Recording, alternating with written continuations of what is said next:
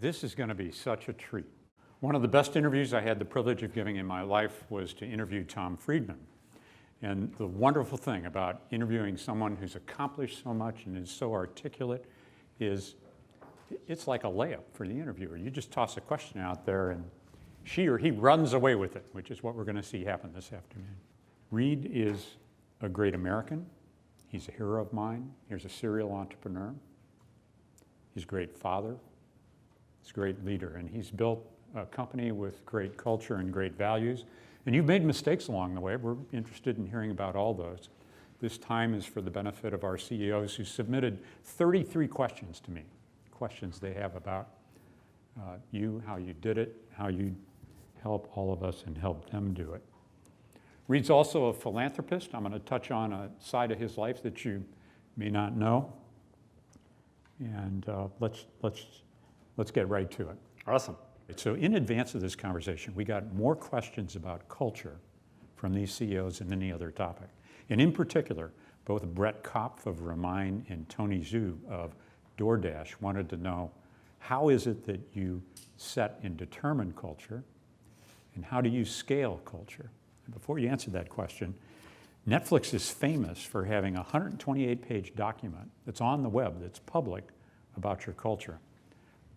Tell us about culture, about setting it and then scaling it. I'd have to say for the first 4 years, all we cared about was survival. So we were, not cash flow positive. We were founded in '97, and so we were in the first internet bubble. So we raised a bunch of money during the bubble, then it crashed. We didn't have enough money to get profitable. It was tough. We did a big layoff. We kind of, skimmed into profitability just as, well, we had raised $100 million, and we got down to $5 million in the bank before we turned cash flow positive. So mostly we were concerned with, is this business model going to be able to be profitable, fundable? And it was only after the IPO that we really started to want to be conscious about culture. I'm not saying this is right or wrong to do, but you put it off quite a while. Yes, in terms of the articulation. I mean, there was the intuitive part, which is who we were as people. But no, none of what we wrote down, we could have set freedom and responsibility, high performance culture. So we started, now that we're public and we're going to be around for a while, to think, okay, we should be more articulate with new employees. And so the deck that you all have read originally was an internal deck, and we would go through in new employee orientation. I would spend an hour with people. And most of the time, their managers had told them all the different aspects, and some of the time not. And then the people who this was the first time they had seen it were falling off of their chairs. Like, what did I get into? And the reason we ended up publishing it is because we wanted to make sure everyone who applied, really got it. And so it's a way, essentially, of making sure that, people knew what they wanted. Because we knew that it wasn't for everyone. And we were very surprised about how positive the reaction was, and that it caught on, because again, it was aimed at being a public link so our hiring managers could refer to it, because we knew if we sent it to all candidates, it would get out anyway. So that's why we put it up. And that deck we worked on and continue to work on as a living document. Every year we would try to define some things and make some improvements about how we felt was there. How many of the founders here believe you've got or you had a great culture at the start of your venture? Hands in the air, please. And separate question, how many of you fear that you're going to lose your culture as you grow? Okay, so then the question is, Reed, what do you do to not lose a culture if you believe you've got a great one early on? Yeah, I mean, one of the most common questions new employee asks is, how do we preserve the culture? And I say, well, to preserve something, to pickle it is the wrong solution. We're not trying to preserve the culture, we're trying to make it better. And it's materially better than it was 5 years ago, and I'll cite a couple of specific examples. And then say, well, your job, in addition to doing your role, is to figure out how do we get even better? Because it's only when you struggle to get better that you really keep it vital and alive. So you always have to be saying, yeah, it's pretty good culture, but I'm sure it can be better. How can we be better? And so it's that struggle to improve that keeps it fresh. Do you think culture is a strong reflection of the founder or the CEO? Yes, I think well, it certainly is in the founding situation. Right. But then I think if the cultural roots are strong, new leadership is developed in that model and will often continue the culture. It's pretty hard to do radical shifts of the culture, or you tend to do that only if something's really broken and it was a very unhealthy culture. Yeah. So you endeavor to have a culture that really is highly effective at getting important work done. What were you thinking when you went from math in Swaziland to applying to both Stanford and MIT for a master's in computer science? Well, I was math undergrad, and I didn't want to be a math professor. It seemed just too dry. And so then I thought, oh, okay, I'll teach math. And then after 2 or 3 years of teaching high school math, I was trying to read all these math papers, and I wanted something kind of in between. I thought, oh, AI, that's going to be, some blend of, intensely intellectual, and they both had AI programs. And this was in the first AI bubble. Right now we're in another big AI bubble, but there was one in the mid-'80s with Ed Feigenbaum and all that stuff. Yeah. So that was why I applied there. And then, it's not a huge surprise because I didn't have any computer science background, but I didn't get into MIT. The huge surprise is that Stanford let me in. In MIT? Why didn't they? I don't know why they didn't let me in. They made a mistake. I guess so. But, it was okay because I'd never been to California. And so in the end of '86, I drove out to California. And I know it sounds so naive, but I was like, oh my God, people live like this? This is incredible. I was so naive. And boy, have I loved being in California for the last 30 years, and I'm happy that my kids are native Californians, and so that was life-changing. Okay, so we've set the stage now for a lightning round. We're going to shift gears slightly. Reed, House of Cards or Orange and the New Black? House of Cards for me. Inspired by politics? No, I mean, the key thing is many people like very different titles. So we try to do a super variety. There's, it's a mistake to try to rate titles. What happens is you find for almost any film or TV show, you find, if you look at the reviews, 5-star, incredible, 1-star, terrible, light, trash. And the variation of how we all react to art is quite variable. And that's really the power of personalization. So what Netflix is about is creating an incredible experience, for 13-year-olds, for 30-year-olds, for 70-year-olds, all different places. Stanford or MIT? Stanford. The first Netflix DVD that you rented? Ooh, the title? Don't know. Don't know. The first Netflix movie or show that you streamed? Heroes. Your favorite movie of all time? Terrible question. Sophie's Choice. And your favorite TV show of all time? Right now, it's BoJack Horseman. And how much bandwidth do you have to your home? It's an element of frustration, but about 40 megs. And your views on net neutrality? Very important to the future of human society. And what role did you play in getting that net neutrality decision to go the way it did? Not a hugely significant one. There's been many. So there was, for the Title II one that the president declared his desire for, and then the FCC independently came to that decision, almost none. You didn't personally lobby? Did you call anyone? No, I mean, honestly, we and most of lobbies? the industry looked at Title II as impossibly ambitious because the cable and telco industry see it as, nuclear war.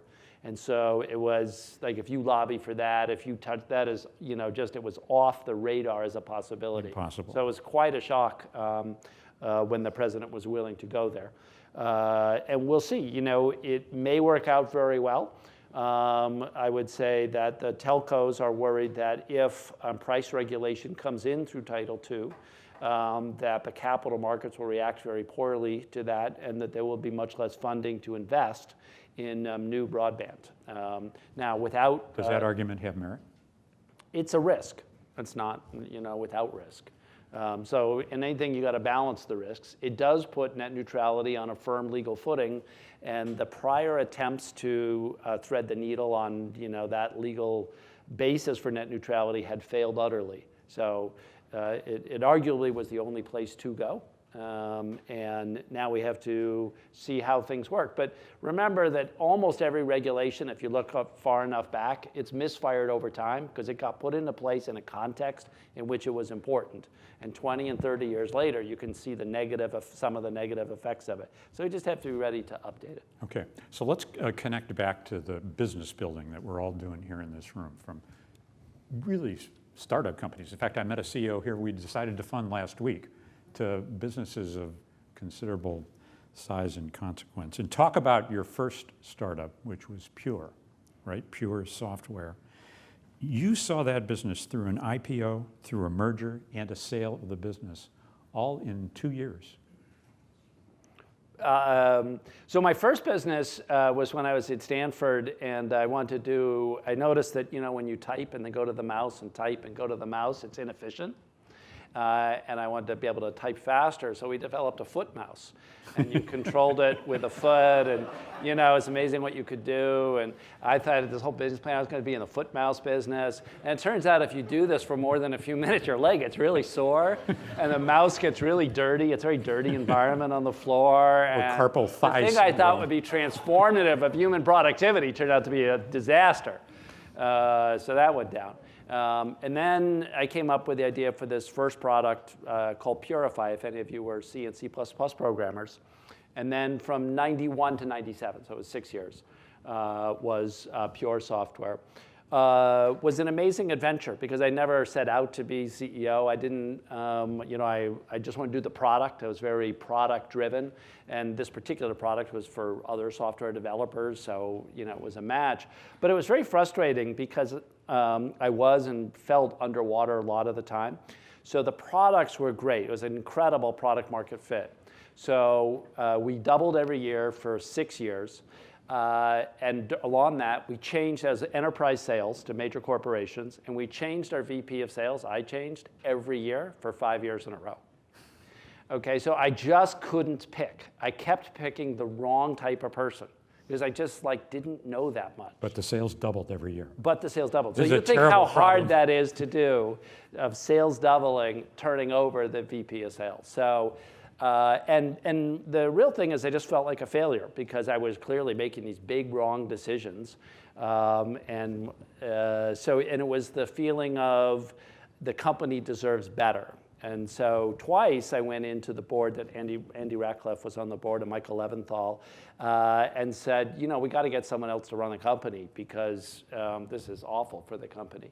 And twice they said, yeah, you really are making big mistakes, but we still would rather have you do those mistakes than take the other set of risks. And so it gave me absolution or resolution because I could they were my confessor. And then I could forgive myself. And one of the hardest things is when you make big mistakes as a leader is being able to forgive yourself because you just, for the sake of the enterprise, you just feel terrible.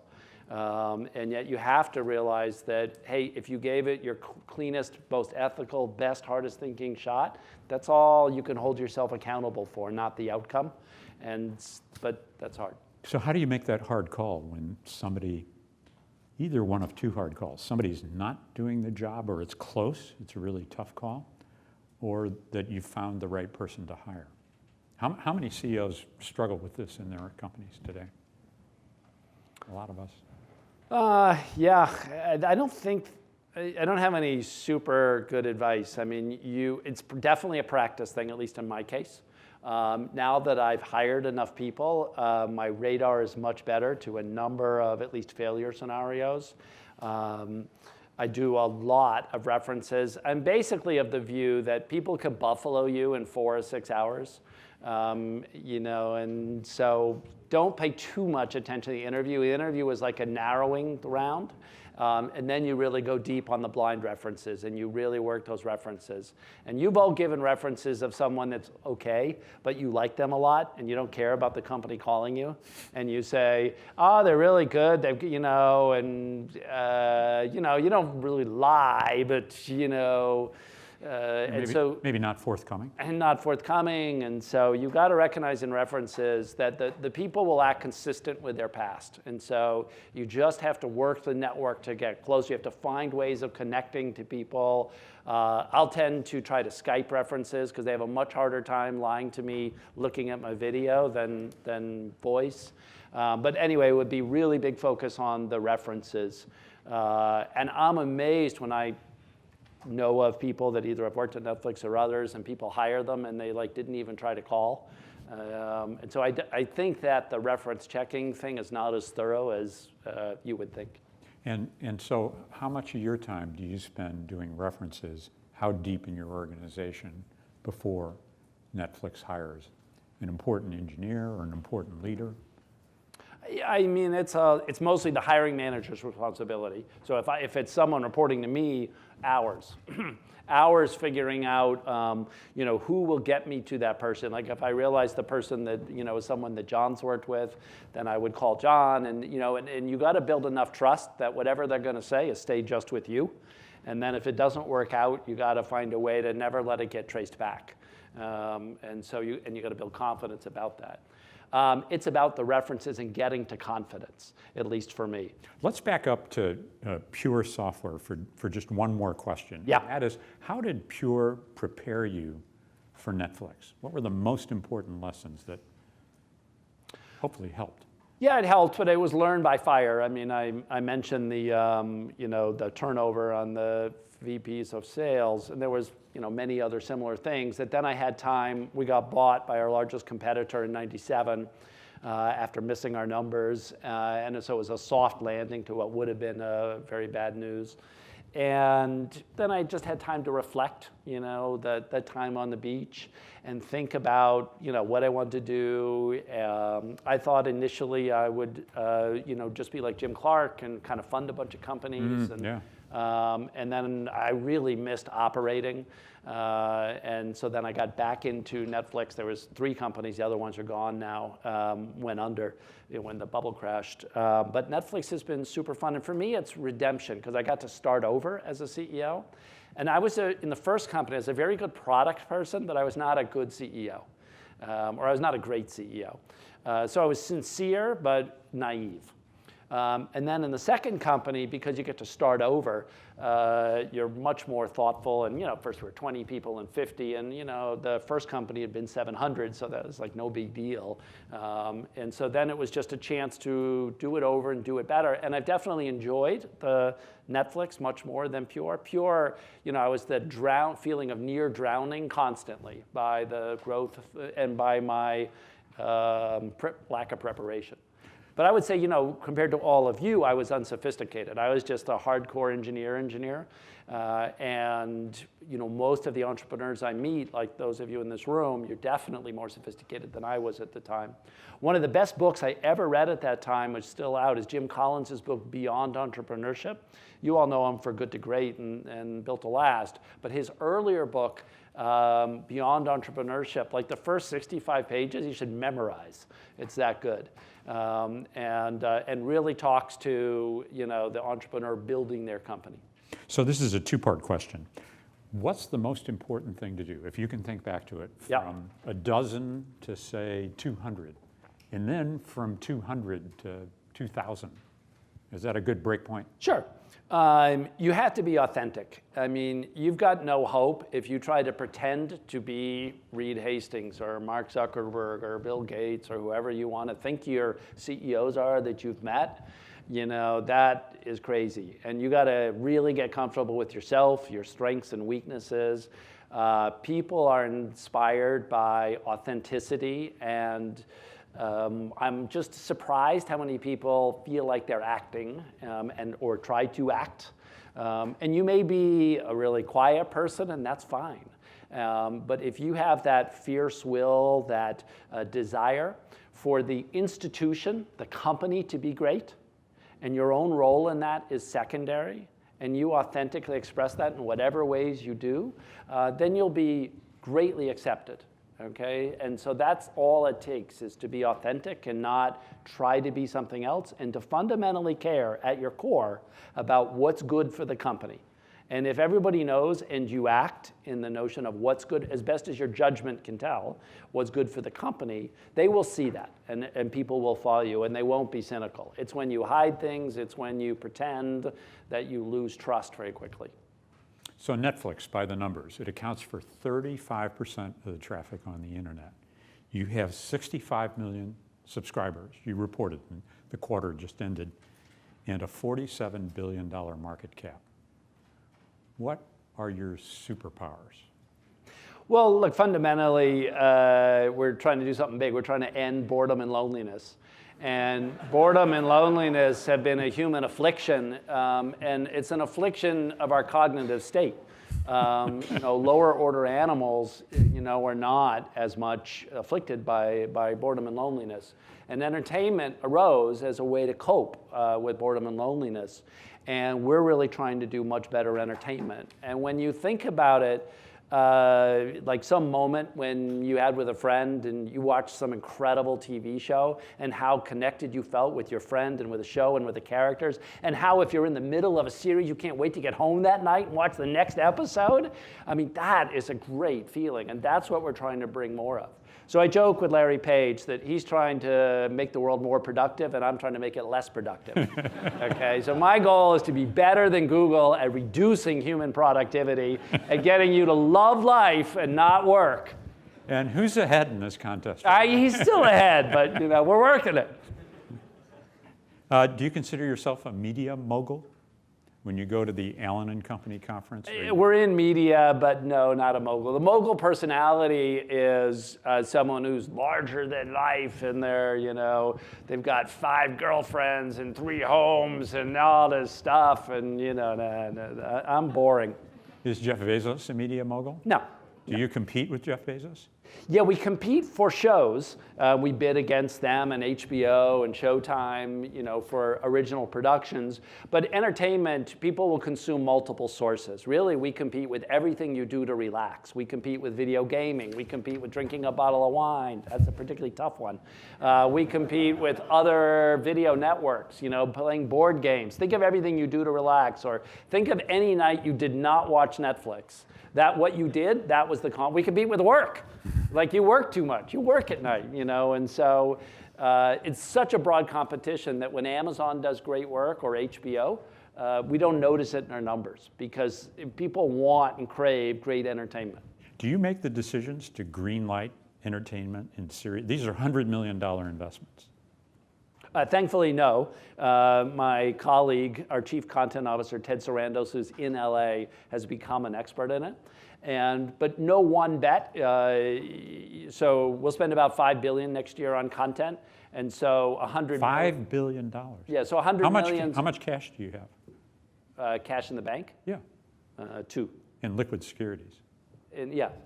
2, and you'll spend 5 on and 2, and I think we should have 1 because we have subscription revenue. I mean, how much that was 1.6 billion last quarter, right? Yeah, exactly. So that's 6 this year. So that's 8 next year. So it does seem you're tacking kind of close to the win. I think it's horrible how mismanaged most Silicon Valley companies are in capital. They store capital. Let's do the Microsoft example. Okay, always wanted to have a lot of cash on hand. Apple had no cash 15 years ago in 2000. Who did the most innovation? Okay, the cash does not help. The cash insulates you in a bad way, and it's a bad thing that companies store cash. But why do they do it? Because board members are over-concentrated reputationally. The only thing you never want to happen as a board member is to see bankruptcy. And so we have an inefficiency in terms of capitalism because they will eliminate any possible risk of on their watch bankruptcy because they say they want, safety buffer. It's inefficient to have too much insurance. You all recognize that. And that's what lots of cash. That's what lots of cash. Okay, I'll get off my soapbox. All right. Subscription revenue helps, quoting the amount of capital you have if you're Boeing and your capital goods and you've got those cycles is quite different, and you should plan to get through that cycle. But that's not the case of many of our businesses. As Eric Schmidt has said, revenue overcomes all problems. Okay, so Reed, I read that you offered to sell 49% of Netflix to Blockbuster at one point in time. And I know you have strong views about founders selling companies or not selling companies. So, Well, this is probably 2000, and we're 10 million in revenue. Blockbuster's 5 billion, and we recognize it's pretty asymmetric if they eventually this gets big enough that they're going to come in and protect their market.